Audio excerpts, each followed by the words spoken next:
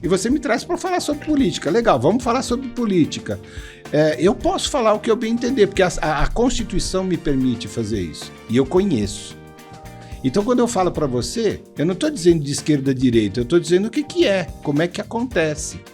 Agora, se eu fosse entrevistado por uma rede aberta de televisão, o entrevistador já teria cortado. Eu falei, vamos para o comercial.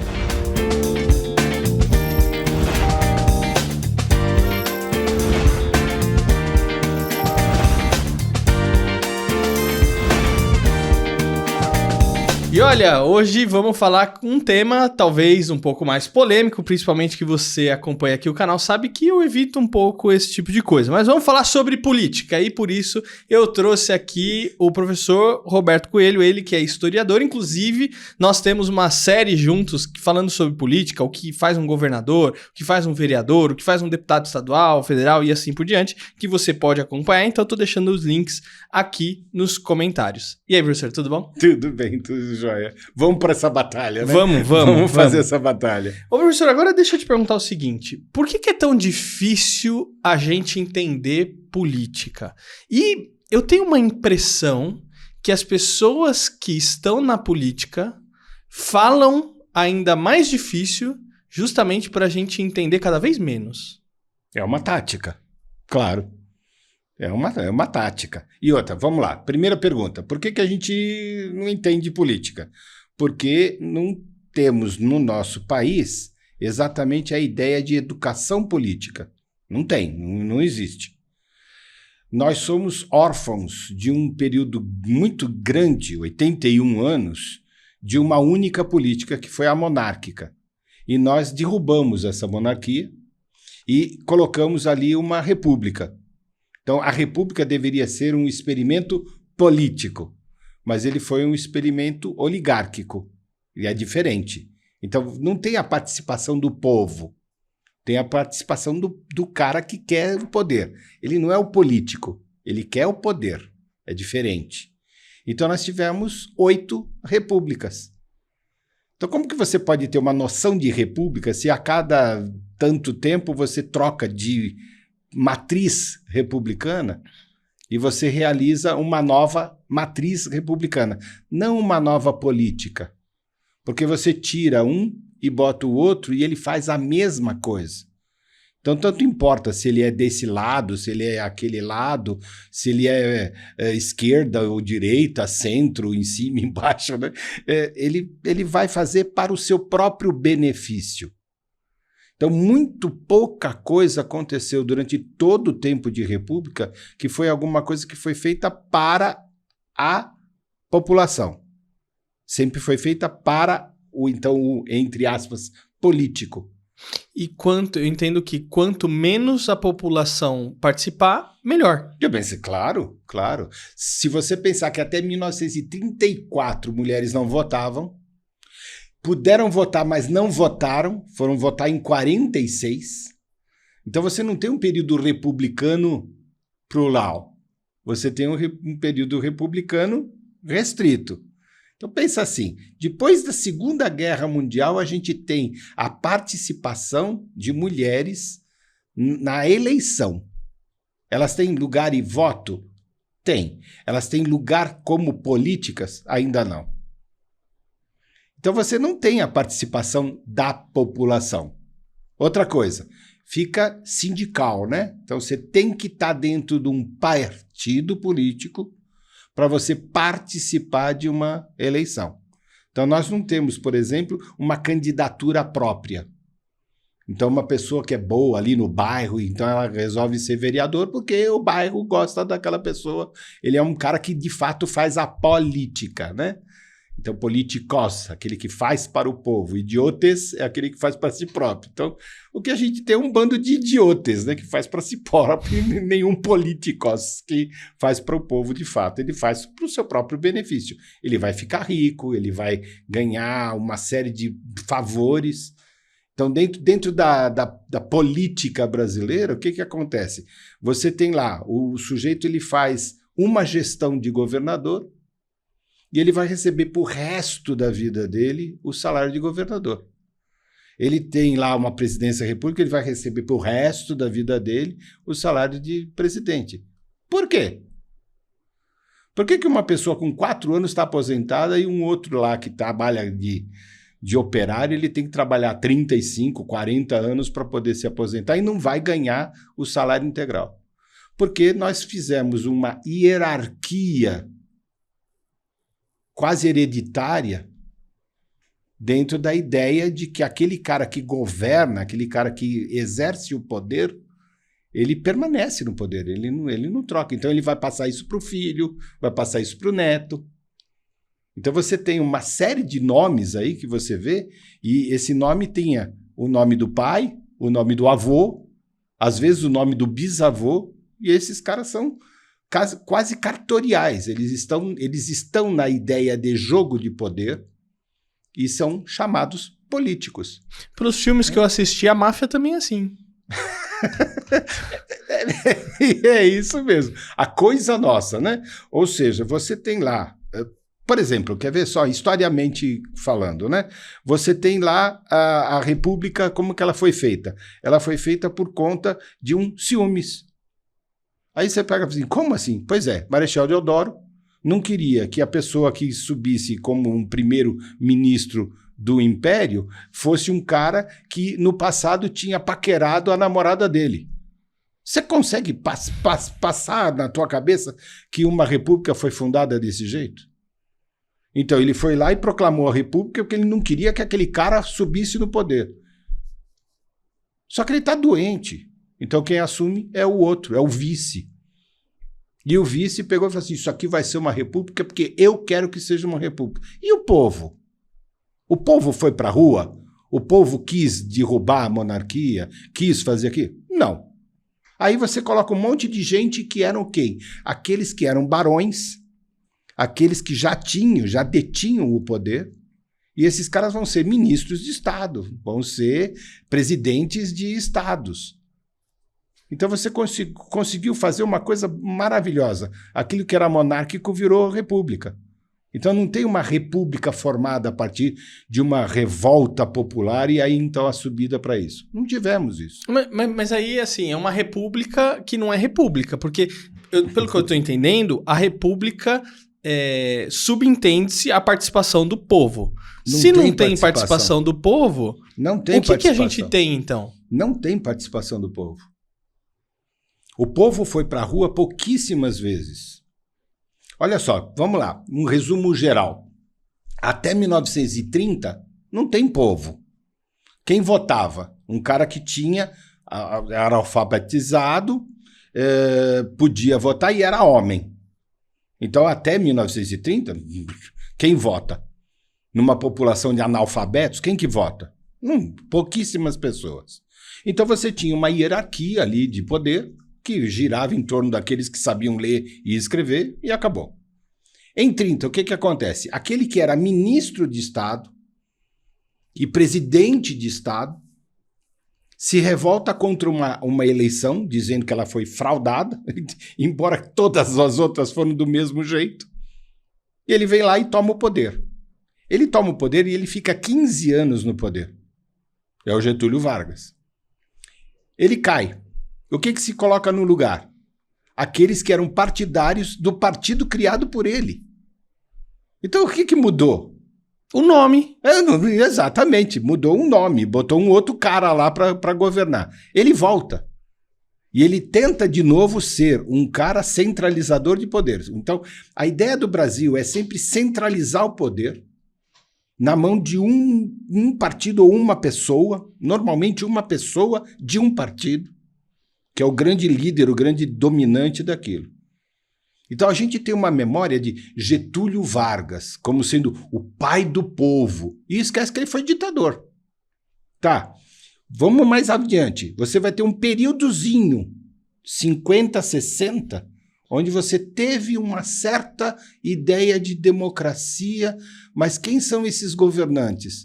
Todos eles não foram levados a cabo por uma ideia popular. Aí você tem Jânio Quadros. É uma ideia popular, tal. O que ele queria? Ele queria dar um golpe de Estado. Aí, quem deu o golpe de Estado? Os militares. E ficaram mais 21 anos dentro desse espectro. Que república é essa?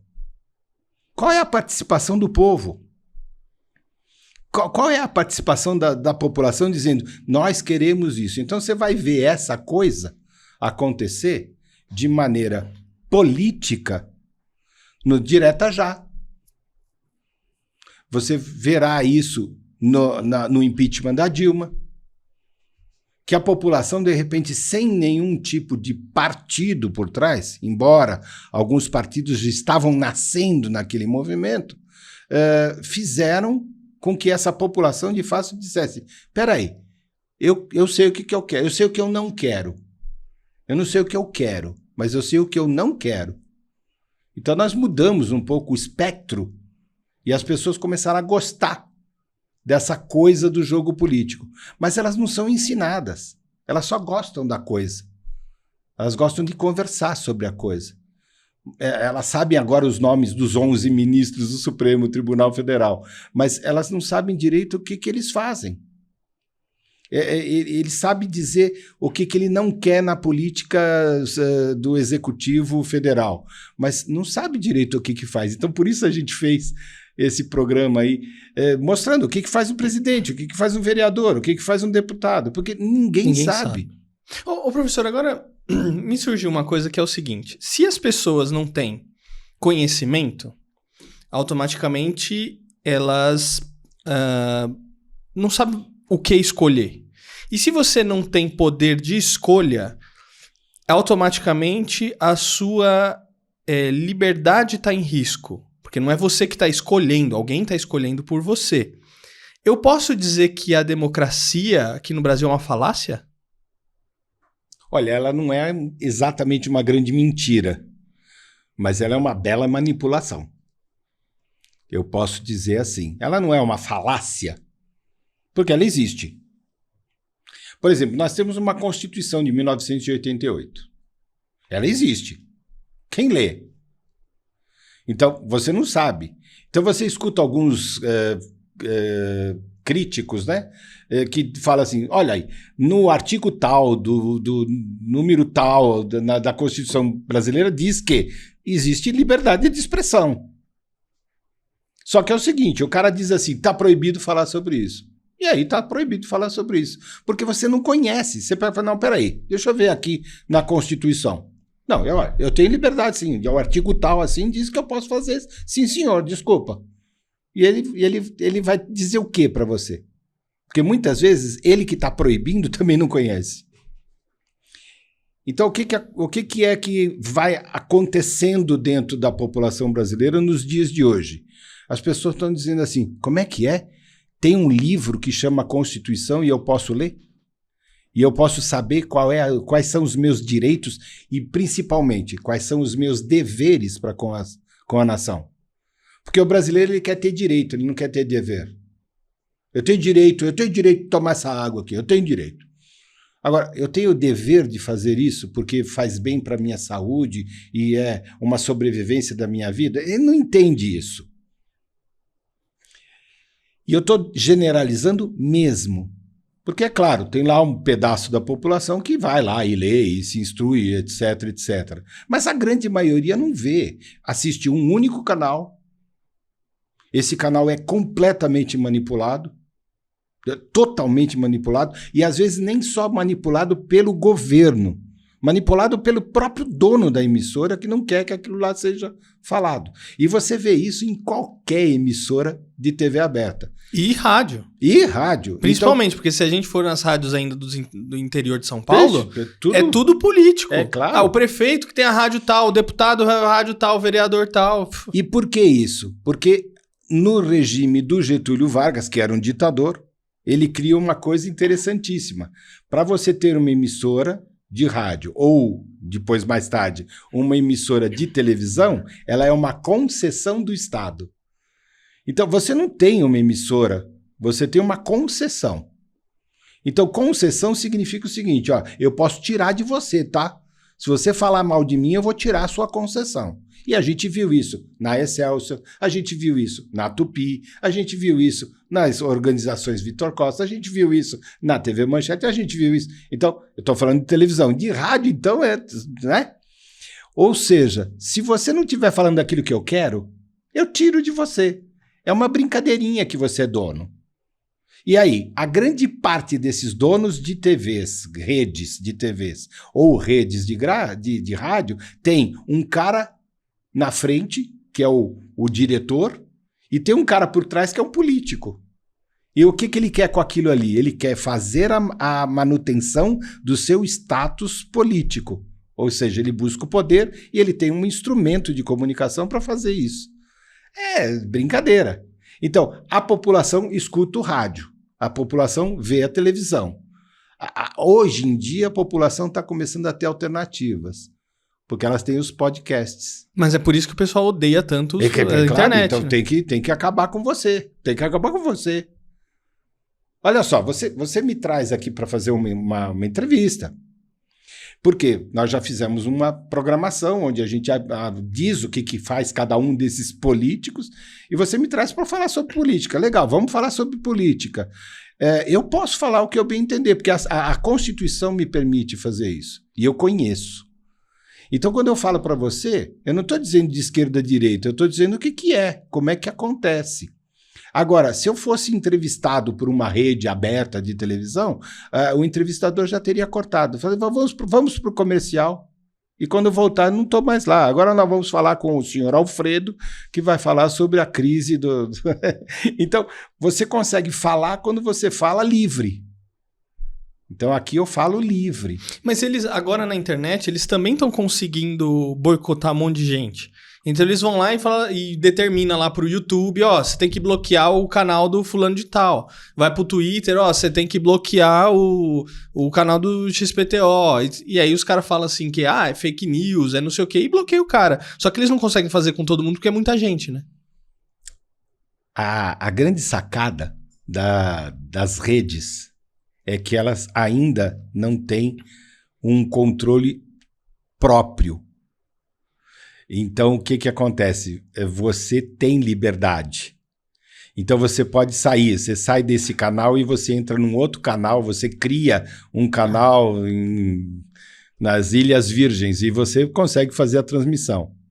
É a mesma coisa que aconteceu com o disco. Então, o disco era de uma gravadora. Depois você podia fazer uma fita cassete e vender para o amigo. Então você comprava um LP e reproduzia aquilo. É pirataria.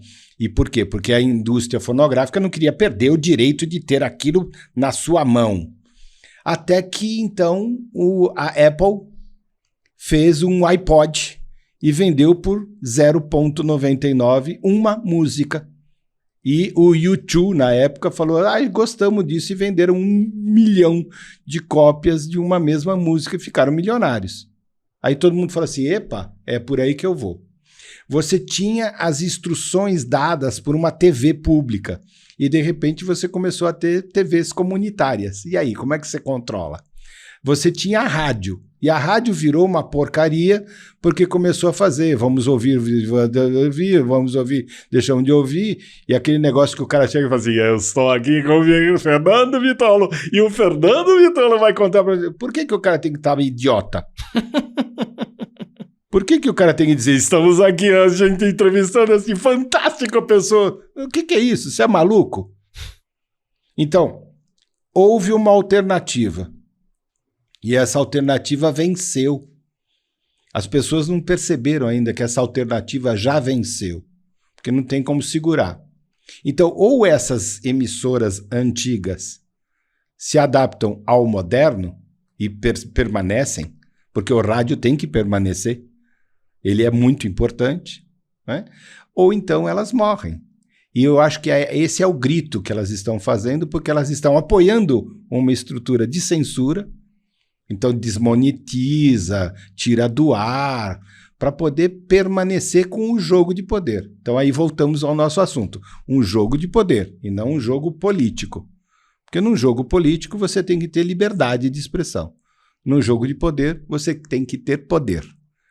Então, quando você tem poder, você controla. Então, é tudo muito centralizado. O ano passado teve, eu acho que no final do ano, mais ou menos, teve a questão lá da regulamentação ou regulação da internet. Não sei se você lembra disso. E eu fui numa faculdade de... Não vou falar a universidade que foi, mas era um curso de jornalismo. E o professor, na sala de aula, a favor da regulamentação da internet. Aí eu falei assim, mas professor, peraí, é regulação ou regulamentação? Né? Porque uma coisa assim, por exemplo, se é médico, eu tenho o meu registro para exercer a medicina, né? E aí a regulação vai determinar se eu, às vezes, não posso falar isso, não posso falar aquilo outro. E como que você vai determinar, por exemplo, que uma pessoa pode ou não pode falar? Eu fui num podcast no começo do ano e o pessoal me perguntou sobre isso. Eu falei assim, vamos pegar uma questão... Porque tem coisa que você não pode provar, tem coisa que isso. Eu falei, mas como é que você impede a pessoa de falar? Vou pegar a questão da fé. Deus, né? Você não prova Deus. A pessoa não pega, olha, esse aqui é Deus, gente, muito bem, vocês estão aqui bem apresentados, tá bom? Então eu vou falar sobre ele. Não tem. Não. Então tem um elemento aí que é de fé. Você pode proibir a pessoa para falar sobre Deus? Bom, teoricamente você não pode, porque a Constituição prevê que você tem a liberdade, né, para exercer sua fé, essas coisas assim, claro. E assim por diante. Agora, como é que eu vou proibir, por exemplo, um cara, por mais que eu concorde ou não, de falar que a Terra é plana? Não pode proibir. É a liberdade de expressão dele. Pensa o seguinte, você estava numa faculdade de jornalismo, ou uma universidade que tinha vários cursos de comunicação. Um monte. Quer ver que coisa mais absurda? Para ser jornalista, não precisa ter diploma. Uhum. Para ser publicitário, não precisa ter diploma. Uhum. Para trabalhar em rádio e TV, não precisa ter diploma. Então, peraí. Você vai lá fazer uma faculdade, você recebe um diploma e, como você não tem esses registros necessários, então, olha, eu posso ser jornalista. Agora eu vou ser publicitário. Quer saber? Eu vou trabalhar em rádio e vai ser legal. Eu estou tirando o teu emprego. Porque você fez faculdade, eu lembro, né? e você tirou um diploma. Só que, durante o teu tempo de faculdade, aqueles que estavam fazendo jornalismo descobriram que não precisavam de diploma. É um absurdo. Então, se você não tem uma profissão com diploma, como médico, é a mesma coisa. O jornalista, ele não tem profissão? O publicitário não tem profissão? Então começa por aí. As empresas acharam o seguinte, sem ter a necessidade de ter o diploma, eu tenho poder sobre aquele empregado. Porque eu mando ele embora, ou eu faço o que bem entender, porque ele não é uma profissão. Ele não tem um conjunto de normas. Só que quando eles fizeram isso, eles estavam abrindo exatamente para um cara pegar um microfone, botar uma câmera e dizer assim, agora eu vou contar para vocês as notícias do dia. E tá tudo bem. Então eles não perceberam que o que eles estavam desmanchando em prol de uma ideologia, dizendo que aquela profissão tinha sido regulamentada num tempo militar, 1967, para então haver uma censura profissional sobre aquele profissional de jornalismo, eles não colocaram nada no lugar. Por que eles não colocaram? Porque era interessante para o jogo de poder. Ou seja, um cara que tem liberdade de expressão e ele trabalha profissionalmente, ele tem o dever de contar a verdade, dever. Ele tem o direito constitucional de ter livre expressão. Você tira isso dele e você tem a manipulação. Então, aqui voltando para o nosso assunto especial, que é política. Como você não aprende política, você aprende manipulação. Como você não aprende a ideia constitucional de como que você pode realizar um fato, o fato, você pode maquiar o fato. Então você pode, como agora, a gente acabou de ver, o sujeito faz um mapa de um país, incorporando o outro país e diz que é dele. Ele entrou lá, ele conquistou aquilo. Não, ele fez um mapa dizendo, esse mapa é o mapa que vale agora. E tá tudo certo, né? E fica bom. E outra, todo mundo vai contar, isso que é mais ignorante, porque as pessoas vão contar o seguinte, olha só, este é o novo mapa daquele estado. O que é isso? Então eu vou dizer assim, olha, a colônia cisplatina fazia parte do Brasil, a colônia de Sacramento fazia parte do Brasil, então hoje o nosso mapa incorpora o Uruguai. Tá correto? Então, pensa de uma maneira mais radical e você fala, claro que não, o Uruguai existe. Ué, a Guiana não? Então, você não pode fazer algumas coisas, mas hoje em dia, como você tem o controle de poder, você faz. Mas é que você falou uma palavra-chave aí, professor. Você falou pensa. Pensa. Eu acho que hoje tá muito difícil pensar, porque tudo foi dado assim, né? Oh, agora é assim, é isso, e tudo isso é mais fácil. Sabe aquela coisa assim, não, come o pão que é molinho, né? Aí você não come a carne que é mais dura, não come isso, que aí você sempre tá lá, aí de repente você tá tudo banguela, porque os dentes tá tudo podre que você não come comida dura, sabe? E é mais fácil. Toma porque é líquido. Bebe porque é líquido. É mais fácil, né? Então, eu acho que a gente não tem mais um raciocínio crítico, lógico do pensamento. Quando eu fiz escola, quando eu não estava na faculdade, eu tinha uma matéria que chamava Educação Moral e Cívica. Depois, quando eu entrei na faculdade, ainda estava no tempo da ditadura, tinha uma coisa que chamava Estudos dos Problemas Brasileiros.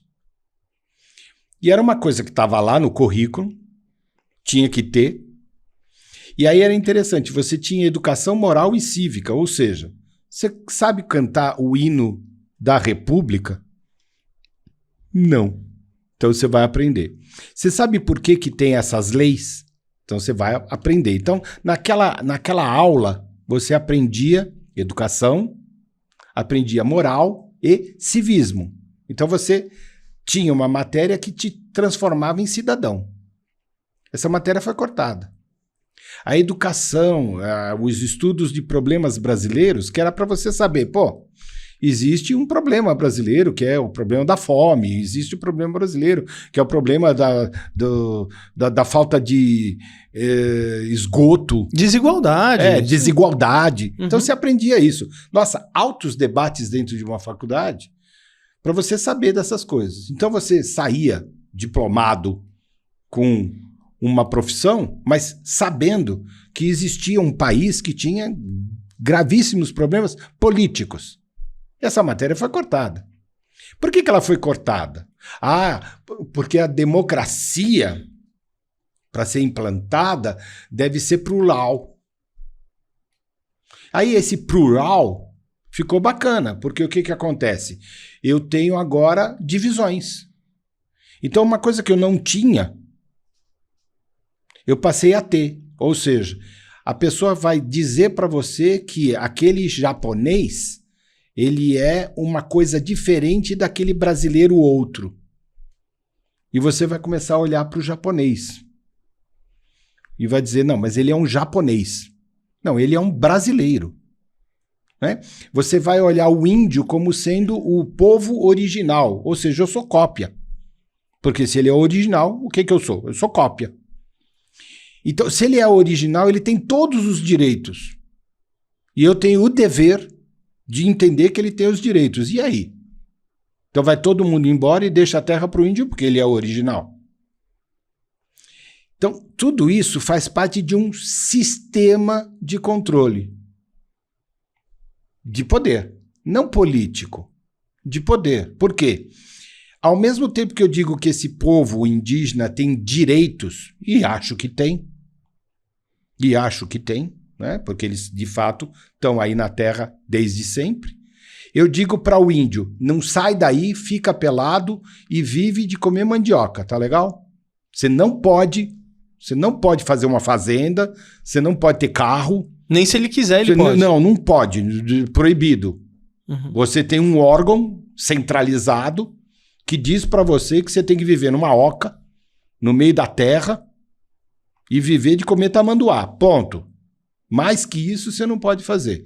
Aí vem um Paritins e diz, quanto dessa terra eu posso cultivar? E o governo diz assim, não, 8% da terra você pode cultivar, mas só pode ser produto orgânico. Ele fala assim, tá legal. Aí ele faz o produto orgânico, ele trabalha esse produto orgânico como cidadão. E aí, a aldeia dele passa a ter casas de alvenaria, os meninos dele passam a ir para a faculdade e voltar e são contadores, médicos, advogados. Ele, para fazer a terra, ele compra trator, ele compra caminhoneta. Aí a hora que você vê, fala assim, peraí, esse índio está virando brasileiro. Qual é o controle que eu tenho sobre esse índio? Pô, o mesmo controle que você tem sobre um cara que mora no Brás. Não pode? Então eu começo a dizer que ele não pode, que ele está fazendo uma coisa errada. Como assim? Plantar, vender, cultivar, melhorar a sua vida é errado? É, ele tem que estar pelado, morando numa oca, porque ele é um povo original. Então olha aonde que vai o controle, aonde que a coisa do poder, porque eu preciso desse cara pobre, pelado, no meio das florestas, para regularizar o meu poder sobre a floresta. Eu tenho que manter um cara pobre vivendo de cesta básica, porque assim eu tenho controle sobre esse sujeito que recebe a cesta básica. Eu não vou ensinar esse cara a plantar, eu vou dar para ele alimento. Eu vou dar para ele um cartão onde ele vai trocar isso por comida.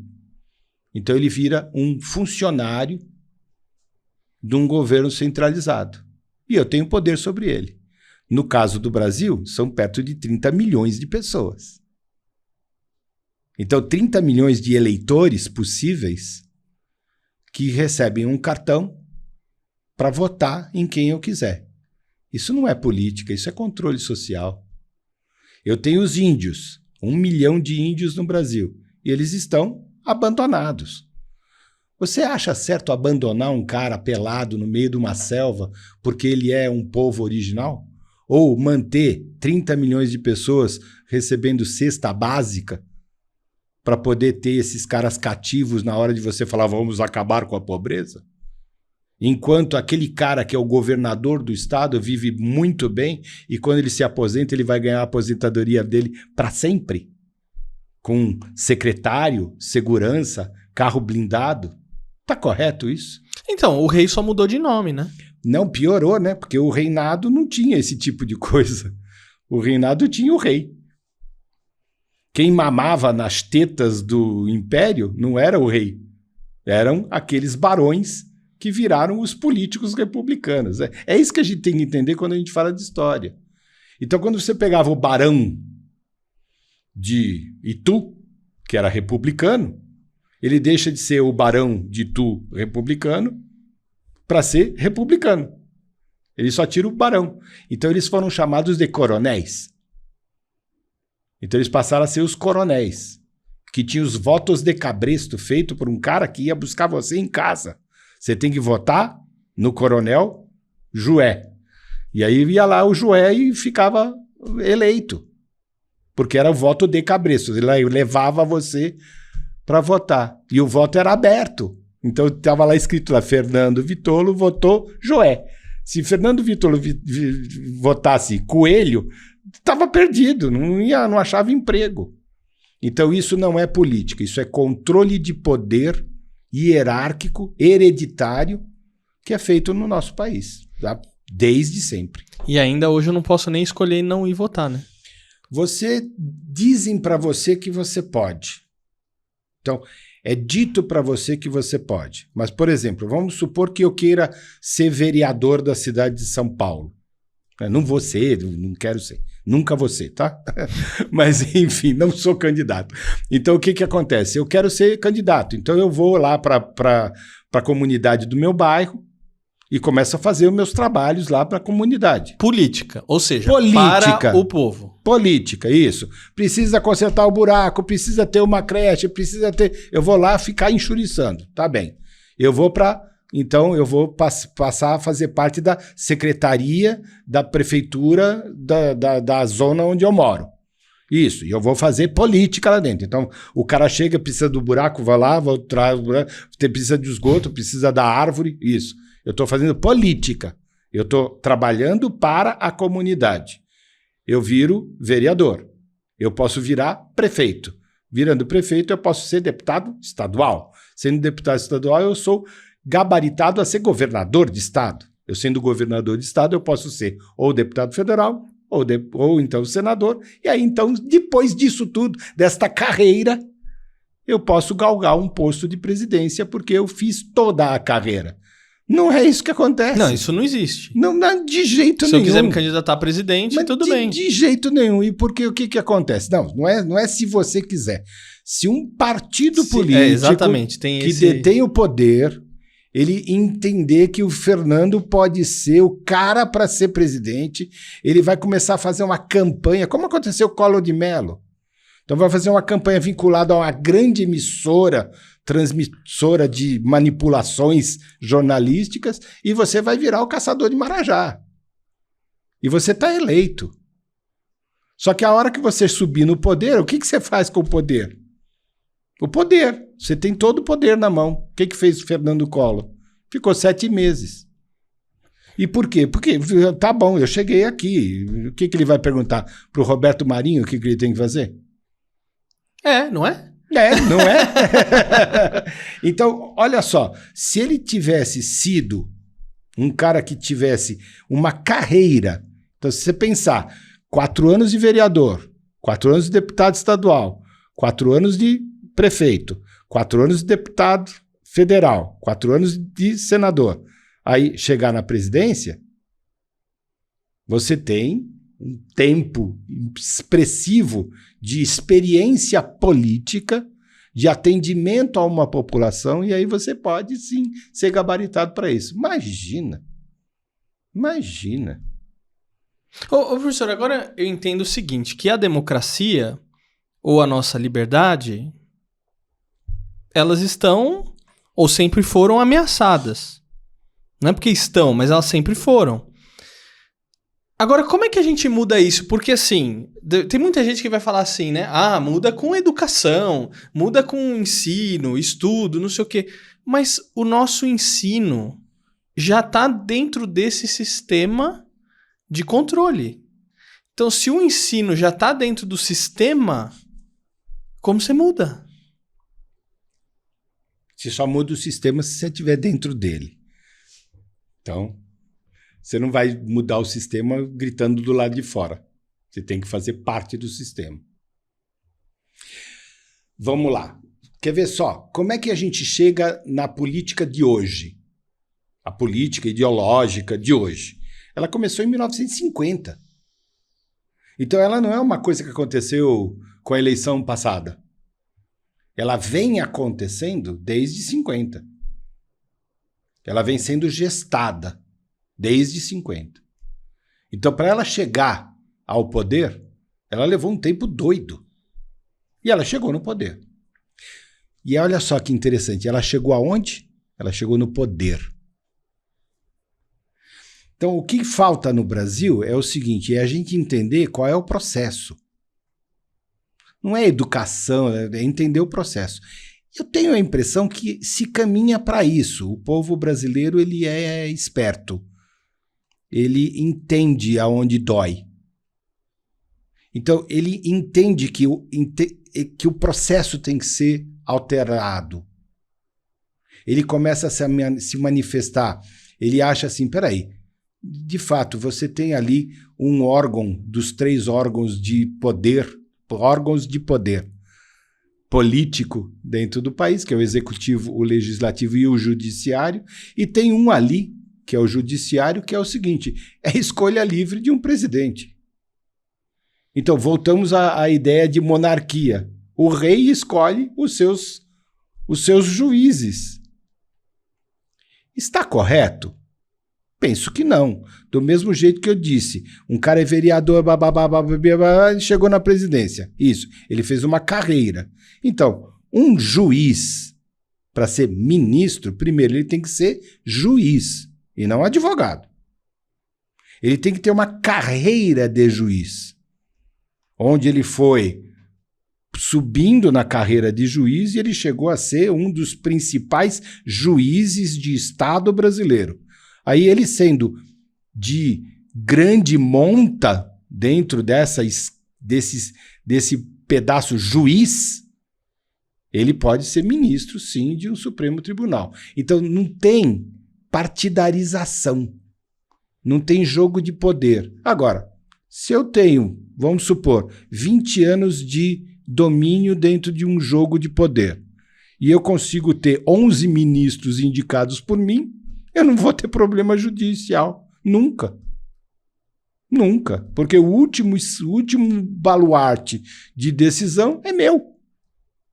Então eu passei de ser um cara que quer uma democracia, então a democracia feita para e pelo povo, para ter uma autocracia. Porque a última instância fui eu que decidi. E fui eu que decidi porque eu fui o cara que colocou o sujeito lá. Ele é meu. A mesma coisa. Quem julga o judiciário é o Senado. Quem julga o Senado é o judiciário. Então, na lei constitucional, está dizendo isso. Então, você tem uma parceria de jogo de poder, onde um não julga o outro. Doido. Eu vou julgar você, você pega, vai lá, levanta a minha arara, né? E pega e fala, opa, olha aqui, ó, bonitinho, hein? Eu tenho um acervo de problemas aqui. Então, um cara que está lá no Senado, ele é o sujeito que tem um grupo de advocacia que julga o problema de Brumadinho. Eu tenho dentro do Senado um cara que desde sempre estava dentro de um Estado onde ele teve poder de mando governamental, distrital. E aí você tem um problema da Braskem, que vai fazer um buraco lá, e você não percebeu isso nos últimos 35 anos. Agora vem e fala assim, precisamos resolver isso. Ora, quem é essa Braskem que estava envolvida pela Odebrecht num esquema de corrupção? Entende isso? Eu estou pontuando e com exemplos, porque o cara que vai julgar, ele tem um escritório que defende uma outra causa. O outro governou o Estado durante muito tempo, ou se não governou, teve poder de mando dentro daquilo ali, e agora ele ficou surpreso. Nossa, vai afundar.